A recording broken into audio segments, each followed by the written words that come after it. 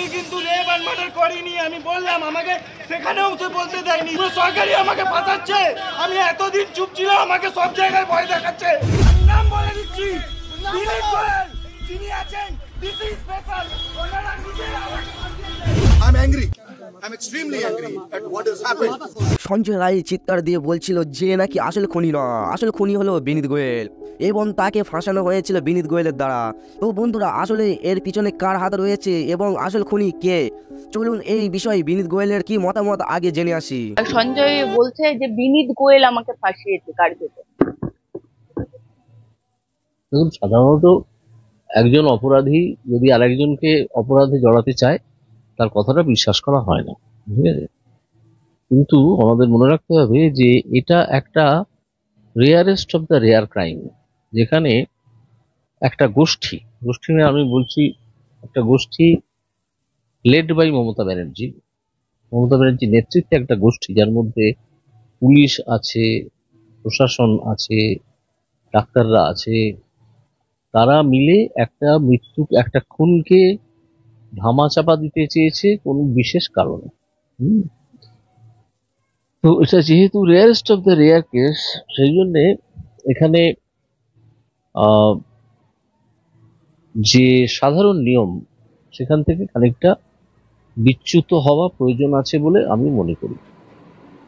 সেই বিচ্যুত হয়ে যে নামগুলো সে বলেছে বা এখনো যদি বলে থাকে কিছু নাম, তাহলে তাদেরকে জিজ্ঞাসাবাদ করা এবং কঠোরতম ভাবে জিজ্ঞাসাবাদ করা, এটা করা উচিত। তা না হলে মানুষের আস্থা কোনো সময় এই সরকার ফিরে পাবে না। বিনীত গোয়েলের কথা বলা হচ্ছে, তিনি প্রাক্তন সিপি ছিলেন তৎকালীন।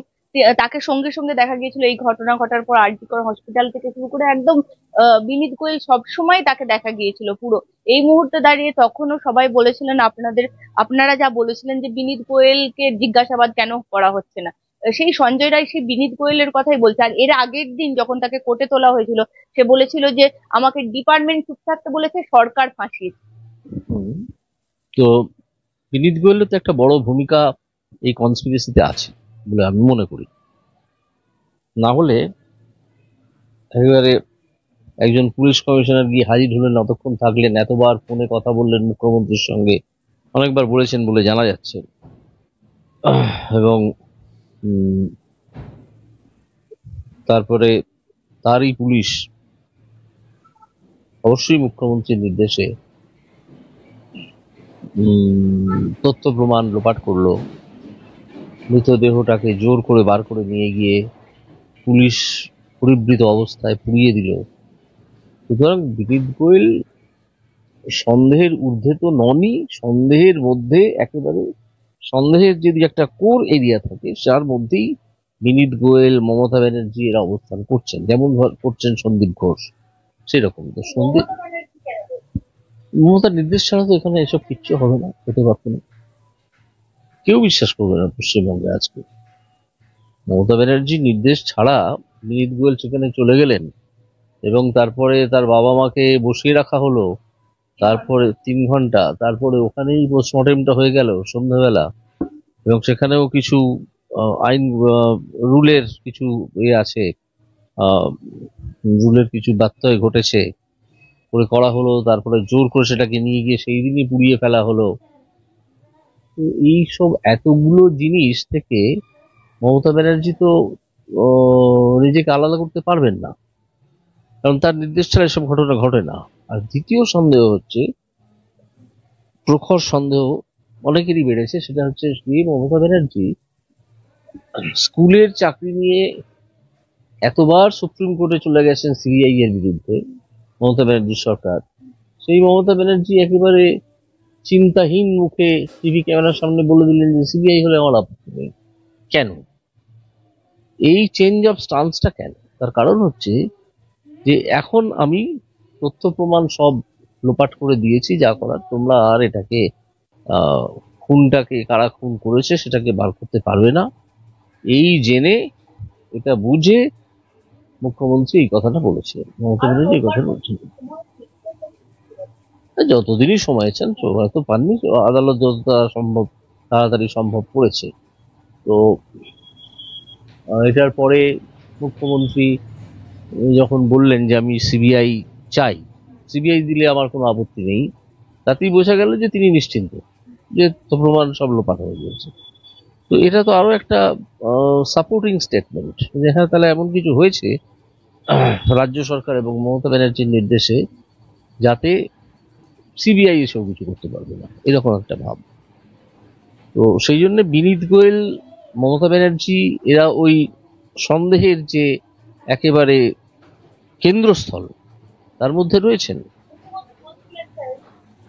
আমি ঘুমাতে পারি যতক্ষণ না বডিটা পোড়ানো হয়। সেই কথা খুব জোর দিয়ে গুরুত্ব দিয়ে লাভ নেই, উনি কখন কি বলেন, অনেক সময় ভুলও বলেন। বডি তো অনেকটা, তাও তো সিবিআই শুনছি খানিকটা এ করেছে, রিকনস্ট্রাক্ট করেছে, করে খানিকটা পেয়েছে। তো মুখ্যমন্ত্রী কেন এই কথাটা বলেছেন যে তুমি ঘুমোতে পারেননি, সেটা বলা সম্ভব না, সেটা নিয়ে কোনো প্রেডিক্ট করা সম্ভব না। কারণ তার দুরকম মানে, হ্যাঁ উনি বলবেন এত দুশ্চিন্তা হলো যে আমি ঘুমোতে পারিনি, বা উনি বলবেন যে এমন খারাপ স্বপ্ন দেখছিলাম, চোখের উপর ভেসে উঠছিল মেয়েটার মৃতদেহের কথা। মৃত দেখেননি, মৃতদেহের চোখে দেখেননি, ওনার সব দালালরা দেখছিল। তো এইসব অনেক কারণ তিনি দেখাতে পারেন, সুতরাং ওটা ধরে লাভ নেই। কিন্তু উনি হঠাৎ সিবিআই, মানে একেবারে চিন্তাহীন মুখে সিবিআই হলে আমার আপত্তি নেই, এই কথাটা বলে দিলেন কিভাবে, হঠাৎ বললেন কেন? এই ভদ্রমহিলা কথায় কথায় সিবিআই এর বিরুদ্ধে জানিয়ে, সেই দিন আজকে খবরের কাগজে দেখবেন যে কোনো একজন রাজনৈতিক ব্যক্তিত্বের মেয়েকে কিছু কটূক্তি করা হয়েছিল ক্যালকাটা হাইকোর্ট, সেখানে সিবিআই এর দিয়েছিল, তার বিরুদ্ধে সিবিআই এর বিরুদ্ধে রাজ্য সরকার গিয়েছিল, সেটাকে আবার সুপ্রিম কোর্ট একটা অন্য ধরনের অর্ডার করেছে। তো সিবিআই বিরুদ্ধে তো প্রতি মুহূর্তে যাচ্ছে, সিবিআই হলেই যাচ্ছে, এখানে সিবিআই কে ইনভাইট করছে প্রায়, সিবিআই এসো এসো। মমতা বন্দ্যোপাধ্যায়কে বিরোধী দলনেত্রী থাকাকালীন সিবিআই চাইতে দেখা যেত, আর এই প্রথম সিবিআই এর জন্য অ্যাপিল করলেন নাকি? এই জন্য অ্যাপিল করেননি, কিন্তু যা বলেছেন তাতে সিবিআই এলে আসতে পারে, সিবিআই এলে আমার কোনো আপত্তি নেই। উনি এতই ধোয়া তুলসী পাতা হঠাৎ হয়ে গেলেন, এটা তো নয়, ব্যাপার তো তা নয়, ব্যাপারটা অন্য। বিনীত গোয়েল 14 তারিখ আপনার খুব মনে থাকবে, 14 তারিখ রাতে গর্জে উঠেছিলেন মিডিয়ার উপর, কেন এই করছেন, আমি এত কিছু করলাম, সবকিছু করলাম, আপনারা তাও আমার দোষ খুঁজে বার করছেন। সেদিন আপনিও নিশ্চয়ই দেখেছিলেন, চোখে মুখে একদম উনি গর্জে মিডিয়ার উপর যত রাগ উনি একদম মানে বর্ষে দিয়েছিলেন কাজ। দেখুন, আজকের দিনে সবচেয়ে বিপাকে ফেলতে পারে মিডিয়াই, এবং মিডিয়াই তাকে বিপাকে ফেলছিল বিভিন্ন সময়। তার মিথ্যেগুলো ধরা পড়ে যাচ্ছিল, তার বিভিন্ন অ্যাকশন, যেখান থেকে তিনি এই সন্দেহের মূল বৃত্তে চলে এলেন, একেবারে কেন্দ্রীয় বৃত্তে, সেগুলো সব মিডিয়াই করেছে। মিডিয়া না থাকলে তো কেউ জানতে পারতো না। তো মিডিয়া এখন সারদার সময়ের চেয়েও অনেক বেশি শক্তিশালী, অনেক বেশি চোখ কান তার। তো ন্যাচারালি তিনি মিডিয়ার বিরুদ্ধে গর্জে উঠবেন, সেটা স্বাভাবিক, ভ্যান্ডালিজমের পরে। ঠিক আছে, কিন্তু বেড়াতে এসেছিলেন, সে বেরিয়ে চলে গেলেন, ইট সরাসরি হচ্ছিল দিক থেকে ওদিক, ওদিক থেকে সেদিক, এই চলছিল, আমি টিভিতে দেখছিলাম। আর এছাড়া দেখুন, এই উচ্চপদস্থ যেসব আমলা বা পুলিশের কর্তারা থাকেন, তারা নির্দ্বিধায় মিথ্যে কথা বলতে পারেন নিজের এবং তার যারা মালিক তাদের পিঠ বাঁচানোর জন্য। আমি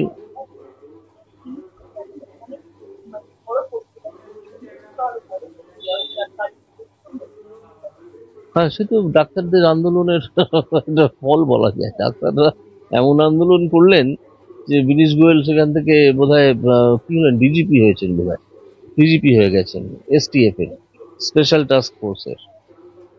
তো ওই ডাক্তারদের আন্দোলনের ফল এটা বলা যায়। সঞ্জয় রায়ের কি বিপদ বাড়তে পারে? কারণ যেভাবে মুখ খুলছে একের পর এক কথা। কিছু বিপদ হবে না, সঞ্জয় রায় অ্যাপ্রুভার হয়ে যাক না, রাজসাক্ষী হয়ে যাক, তো সব বলে দিক যে কি কি হয়েছিল। প্রেজেন্ট ম্যান থেকে চেঁচানোর কি আছে, ওদের কাছে গিয়ে বলুক আমি রাজসাক্ষী হবো, বলে দিই, সব নামগুলো বলে দিই কি কি করেছে, ও ছাড়া পেয়ে যাবে। আপনি প্রাক্তন বিচারপতি হিসেবে আমি আপনাকে জিজ্ঞাসা করবো, এটা কি আপনি পুরো সিস্টেমটা করাপ্টেড হয়ে গেছে, সেখান থেকে লুকানোর জন্যই কি এইসব তথ্য প্রমাণ লোপাট থেকে শুরু করে সমস্ত কিছু একটা সিস্টেমকে বাঁচানোর দায় ছিল। হ্যাঁ, নিঃসন্দেহে সিস্টেমকে বাঁচানোর দায় ছিল। এখন যেটা আহ, উম, বিভিন্ন তথ্য থেকে উঠে আসছে যে এই মেয়েটি যাকে খুন করা হলো সে সন্দীপ ঘোষের খুব কাছের একজন লোক ছিল। খুব কাছের লোক ছিল। তো সে সন্দীপ ঘোষের বিভিন্ন দুরাচারের কথা সে জানত। তো নিশ্চয়ই নির্দিষ্ট কোনো কারণে সে অনেক দিন পর্যন্ত প্রতিবাদ করেনি, তারপরে সে প্রতিবাদ করার কথা ভেবেছে। এমনকি যখন তার নাকি থিসিসটা নিয়ে নেওয়া হলো বলে যা শোনা যাচ্ছে, তখন সে বিশেষ প্রতিবাদ করেনি। কিন্তু তার পরবর্তীকালে এমন কিছু ঘটনা ঘটলো যার ফলে সে প্রতিবাদের রাস্তায় হাঁটবে বলে মনে করলো। তো এই ধরনের পরিবর্তন তো মানুষের আসে, যে যে ওই সন্দীপ ঘোষের খুব কাছের লোক ছিল বলে এখন মনে করা হচ্ছে, যে কারণে সে সব জানতো, যে কারণে এমনকি ডাক্তারি ছাত্ররাও তাকে ঘাঁটাতো না। সে হঠাৎ বদলে গেল। মানুষের মন বদলে যায় তো ওইভাবে। বদলে গিয়ে যখন সন্দীপ ঘোষকে এক্সপোজ করার জন্য, সন্দীপ ঘোষ এবং বিভিন্ন কেলেঙ্কারি এক্সপোজ করার জন্য প্রস্তুত হলো, তখন তাকে সরিয়ে দেওয়া হলো পৃথিবী থেকে। তো এটা নিঃসন্দেহে প্রশাসন, স্বাস্থ্য প্রশাসনের কথা বলবো, সব প্রশাসনেই ঘুম ধরে গেছে, কোনোটাই বাকি নেই। স্বাস্থ্য প্রশাসনে বিভিন্ন কেলেঙ্কারি ঢাকার জন্য এটা করা হয়েছে। আপনি বলছিলেন, সম্প্রতি বললেন, এখনই বললেন যে এটা রেয়ার টু রেয়ার কেস। বলতে rare to rare, rarest of the rare case. তো তাহলে স্যার আমি বলছি, হ্যাঁ, যত বিরল কেস আছে তার মধ্যে বিরলতম, কারণ এই ঘটনা ভারতবর্ষে কোনোদিন ঘটেনি যে একটি ডাক্তার তার কর্মক্ষেত্রে খুন হয়ে পড়ে আছেন এবং তার জন্য তথ্য প্রমাণ লোপাট হচ্ছে। একজন মুখ্যমন্ত্রী যিনি বারে বারে সুপ্রিম কোর্টে চলে যান সিবিআই এর বিরুদ্ধে, তিনি নিশ্চিন্ত মুখে বলছেন যে সিবিআই চাই, এই সবগুলোই এটাকে একটা rarest of the rare case করে তুলছে। ফলে এখানে এটাকে একটু অন্যভাবে দেখতে হবে এবং যাদের নাম এরা করছে, এই ছেলেটি সঞ্জয় রায়, সাধারণত এদের কথা বিশ্বাসযোগ্য বলে মনে করা হয় না, কিন্তু এক্ষেত্রে যাদের নামে করছে তাদের জিজ্ঞাসাবাদ এবং কঠোরতম ভাবে রূপে জিজ্ঞাসাবাদ করা দরকার।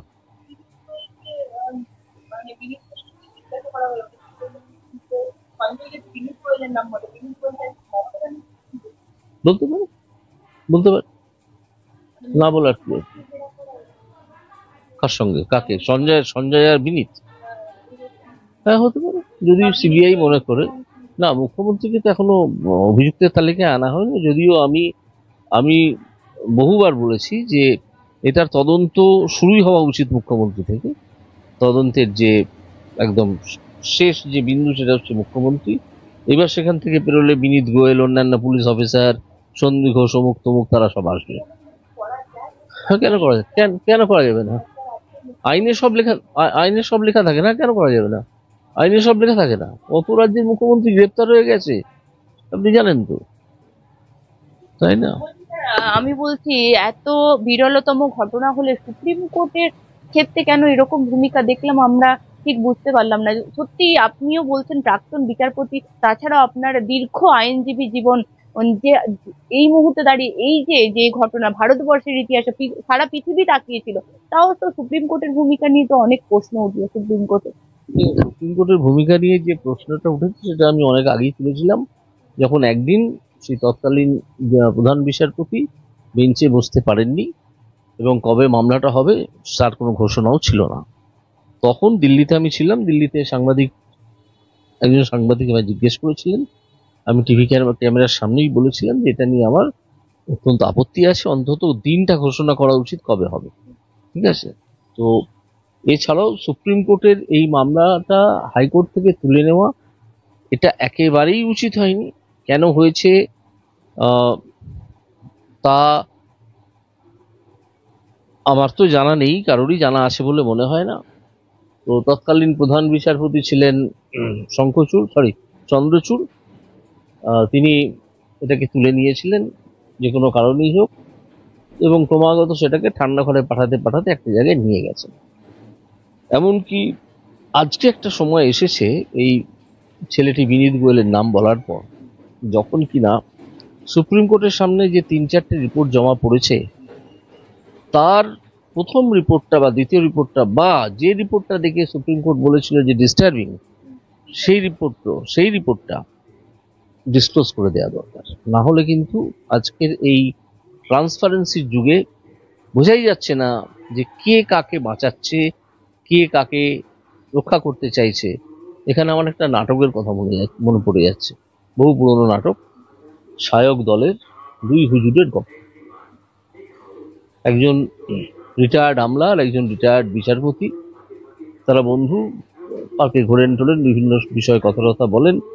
একদিন সেই বৃদ্ধ আমলা মাটিতে পা পিছলে পড়ে গেলেন। সেই বৃদ্ধ বিচারপতি তাকে তুলতে তুলতে বলছেন যে ওঠো ওঠো, আমরা তো এভাবেই তোমাদেরকে বাঁচাচ্ছি। ঠিক আছে, বৃদ্ধ বিচারপতি বলছেন আমলাকে ওঠো ওঠো, আমরা তো এইভাবেই তোমাদেরকে বাঁচিয়ে আসছি, ঠিক আছে, রক্ষা করে আসছি। এই দৃশ্যটা আমার খুব মনে গেঁথে গিয়েছিল। আমি দেখেছি কতদিন আগেকার নাটক, ঠিক আছে, না ফ্যাক্টর হচ্ছে আমি তা বলছি না, কিন্তু আমি বলছি যে কে কাকে বাঁচাতে চাইছে সেটা একটু স্পষ্ট হতো যদি প্রথম রিপোর্টটা বা যেটা ডিস্টার্বিং বলে মনে হয়েছিল সেটা ডিসকাস করে দিলে কি হবে, দেখা যাক না।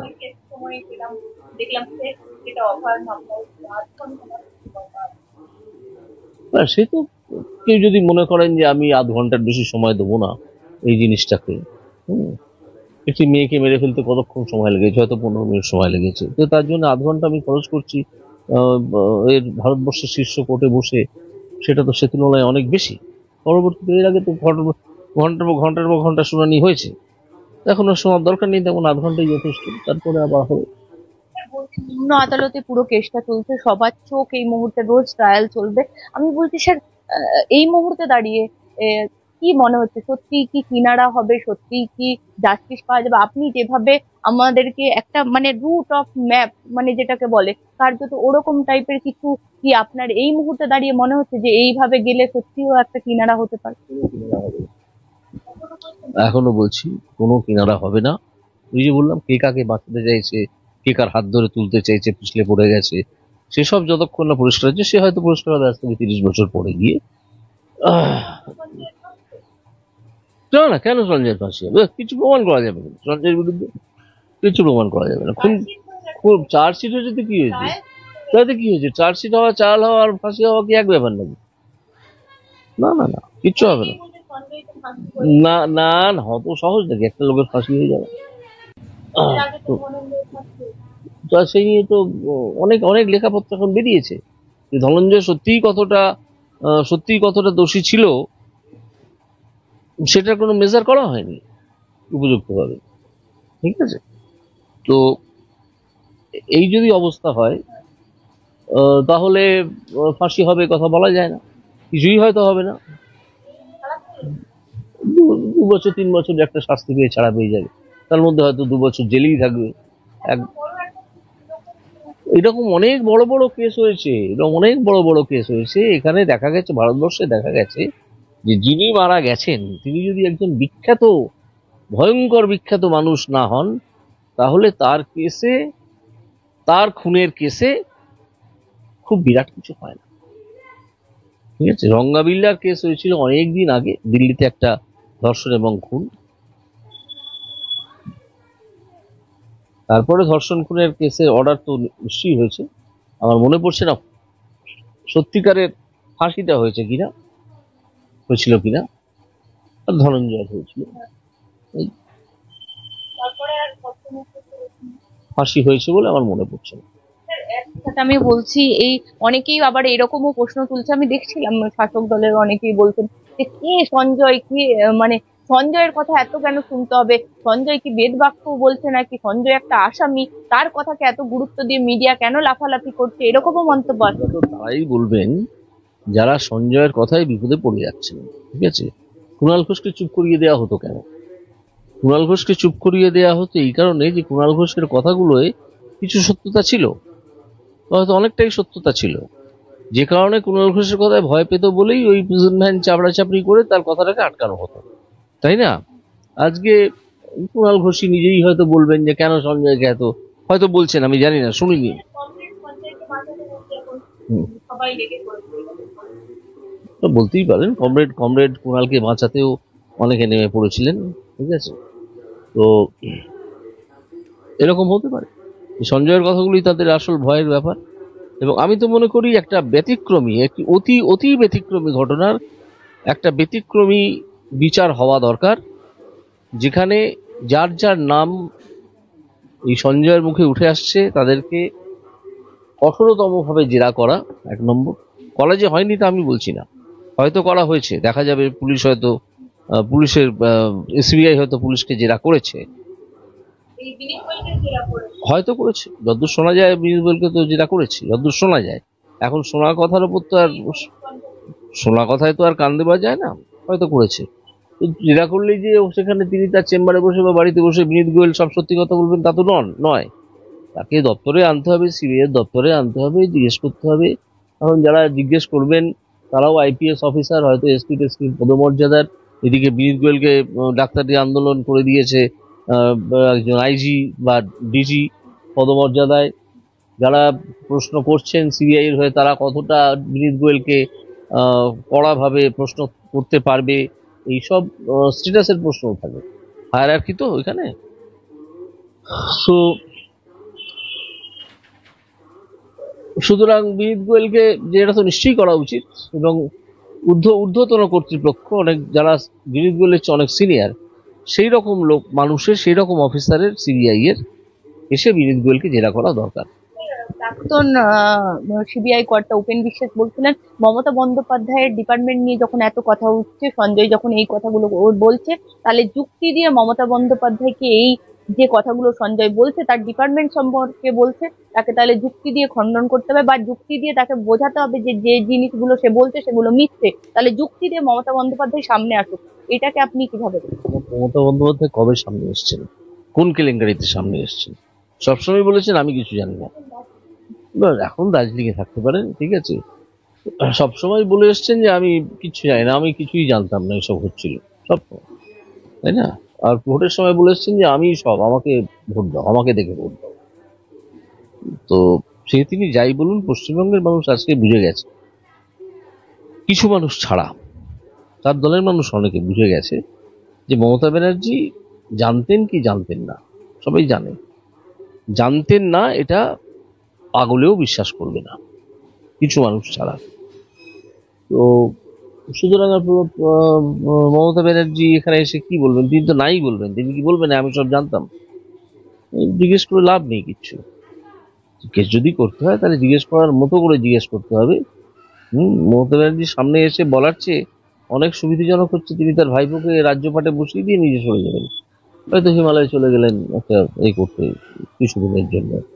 আপনি কি আগামী ইঙ্গিত করলেন? কারণ আমি দেখতে পাচ্ছি শাসক দলের তরফ থেকে এই মুহূর্তে একটা সবাই মানে স্লোগান তুলছেন, অভিষেক বন্দ্যোপাধ্যায় ক্ষমতায় আসুক, ভালো প্রশাসন চালাবে। এই রীতিমতো অভিষেক বন্দ্যোপাধ্যায়কে সবাই দেখতে চাই, তো সেই ইঙ্গিত কি দিচ্ছে? না, তারাই তো ইঙ্গিত দিচ্ছে, আমি তাদের ইঙ্গিতটা একবার রিপিট করলাম মাত্র, আমি কোনো ইঙ্গিত দিচ্ছি না, তারাই ইঙ্গিত দিচ্ছেন, সেটাকে আমি রিপিট করলাম। সেটা তারা বলছেন, তারা যেভাবে বলছেন তাতে মনে হচ্ছে যে এই রোডম্যাপটা তৈরি আছে, এইবার সেটাকে খোলা হলো, ভোট হয়ে গেছে, এখন কিছুদিন চলে গেছে, হ্যাঁ 26-এর আগে একটা নতুন মুখ করে দিয়ে, নতুন মুখ এনে মুখ্যমন্ত্রীর পদে মমতা ব্যানার্জি সরে গিয়ে হয়তো অন্য কিছু করবেন, তৃণমূল লড়বে, ভোটে। মমতা বন্দ্যোপাধ্যায় যখন ক্ষমতায় এসেছিল, আপনার খুব মনে থাকবে, সততার প্রতীক নিয়ে কিন্তু মমতা বন্দ্যোপাধ্যায় এসেছিলেন। কিন্তু যে অভিষেক বন্দ্যোপাধ্যায়ের কথা এখন উঠছে প্রশাসনে বসানোর জন্য, সেই অভিষেক বন্দ্যোপাধ্যায় কিন্তু অলরেডি অনেকগুলো কেসে তাকে সিবিআই তলব করছে বারবার, যদিও সেগুলো প্রমাণিত নয়, তবুও কিন্তু তাকে তলব করছে অলরেডি। কিন্তু মমতা বন্দ্যোপাধ্যায়কে কিন্তু এখনো পর্যন্ত সিবিআই তরফ থেকে কোনো রকম তলব বা কিছু হয়নি। এই স্বচ্ছতার কথা বলে না, স্বচ্ছতা, দেখুন, মমতা ব্যানার্জি একটা বিরোধী আন্দোলনে নেতৃত্ব দিয়েছিলেন, সফলভাবে নেতৃত্ব দিয়েছিলেন। তার পেছনে কংগ্রেসের একটা বিরাট অংশের এবং আরো অনেক লোকের টাকা পয়সা সমর্থন এসব ছিল সিপিএম কে এখান থেকে দূর করার জন্য। সিপিএম কে এখান থেকে দূর করা প্রয়োজন ছিল, তো সেটা তিনি সাফল্য পেয়েছিলেন। কিন্তু এ কথা কেউ কখনো বিশ্বাস করবে না যে মমতা ব্যানার্জি বরাবর সততার প্রতীক ছিলেন। মমতা ব্যানার্জি কেন, কেউই কোনো রাজনীতিবিদ সেই অর্থে সততার প্রতীক থাকেন না। যেভাবে বিজ্ঞাপন দেয়া হতো সেই প্রতীক তো তিনি কখনোই ছিলেন না। হুম, আর অভিষেক যত কম বলা যায় ততই ভালো। আপনি তো নামই নিতে চাইছেন। আর সে তো তখন তাদেরকে জিজ্ঞেস করতাম, যারা আমাকে অভিষেক বন্দ্যোপাধ্যায়ের কথা বলতো বা বলতেন, তাদেরকে জিজ্ঞেস করতেন যে তিনি কে, কোন আন্দোলন থেকে উঠে এসেছেন আমাকে বলুন। সেই উত্তর তারা দিতে পারতেন না। তার মানে তো এই নয় যে অভিষেক বন্দ্যোপাধ্যায়কে আমি চিনি না। আমি তাদেরকে পাল্টা প্রশ্ন করতাম যে কে অভিষেক বন্দ্যোপাধ্যায়, কোন আন্দোলন থেকে উঠে এসেছেন বলুন। কেউ উত্তর দিতে পারেনি, কেউ। আর আমি অভিষেক বন্দ্যোপাধ্যায়কে চিনব না কেন? আমার অর্ডারেই তো অভিষেক বন্দ্যোপাধ্যায় একমাত্র যে শিক্ষা দুর্নীতিতে জড়িয়েছে, সেই অর্ডারে তো সুপ্রিম কোর্ট হস্তক্ষেপ করেনি। আজকে যে অভিষেক বন্দ্যোপাধ্যায় শিক্ষা দুর্নীতিতে জড়িয়ে আছে, সে অর্ডার তো আমার দেওয়া, তাই না? আর স্যার মানে হাইকোর্টের ইতিহাসে কেন রিসেন্ট উপেন বিশ্বাস বলছিলেন, আমাদের ইন্টারভিউ আছে, বলছিলেন কোর্ট মনিটরিং যে তদন্ত শুধুমাত্র আপনার এজলাসেই সংগঠিত হয়েছে, তাছাড়া এর আগে কোথাও কোনোদিনও হয়নি। না না না, এর আগে ভারতবর্ষ অনেক জায়গায় হয়েছে, পশ্চিমবঙ্গে কোথাও হয়েছে কিনা সেই ইতিহাস আমার জানা নেই, আমি বলতে পারবো না। তবে আমি সিট গঠন করে তদন্তটা শুরু করি, এবং যেদিন গঠন করি সেদিন এই পরামর্শটা কোর্টে দাঁড়িয়ে উপেন বিশ্বাস সেদিন পার্সোনালি অ্যাপিয়ার করেছিলেন, এবং তিনি আমাকে ওই পরামর্শটা দেন। যে আমি তখন সিটের কথা বলেছিলাম, তখন উপেন বিশ্বাস বলেন যে সিবিআই এর মধ্যেই একটা সিট গঠন করা যায়, এবং তার উদাহরণও দেন, যেমন অন্য একটা কেসে গুজরাটে করা হয়েছিল, উদাহরণ দেন। তখন আমি দেখি যে এটা একটা প্রস্তাব হিসেবে ভালো এবং আইনানুগ বটে। তখন আমি সিট গঠনের কথা বলি, এবং আমি যতদিন ছিলাম ততদিন তো আমি সিটের কাজকর্মের করতাম, সুপারভিশন করতাম। অভয়াকাণ্ডেও কি এরকম কিছু করা যেতে পারে, এরকম এই শীত গঠন বা এইরকম টাইপের কিছু? আদালত দেখবে, নিম্ন আদালত তো নয়, সিট গঠন তো সিবিআই এর প্রসঙ্গে, সিবিআই যারা দেখছেন তারা দেখবেন।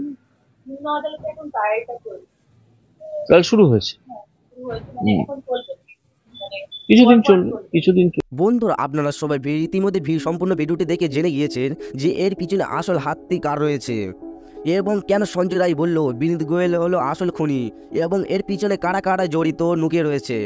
যাই হোক বন্ধুরা, আমার মনে হয় না যে সম্পূর্ণ ভিডিওটি দেখার পর আমার আর অন্য অনুরোধ করে কিছু বলতে লাগবে আপনাদেরকে।